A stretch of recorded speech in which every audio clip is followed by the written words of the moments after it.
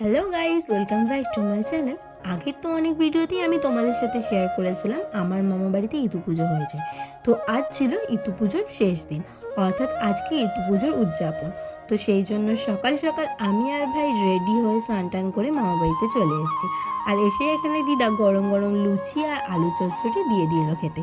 আর এখানে মা ব্রত কথা পড়ছিল ইতু ঠাকুরের, আর সবাই সেটা শুনছিল। আর আজকে তো ছিল আমার রান্না করার পালা, তো সেই কারণে আমি রান্নাঘরে চলে এসেছি। আজকে তো আমাদের রান্নাঘরে অনেক কিছু রান্না হবে, আর সমস্ত রান্না আমিই করব। মা আর দিদা আমাকে অবশ্যই হেল্প করে দিয়েছে, কেটে বেটে এই সমস্ত কিছু মা আর দিদাই করে দিয়েছিল।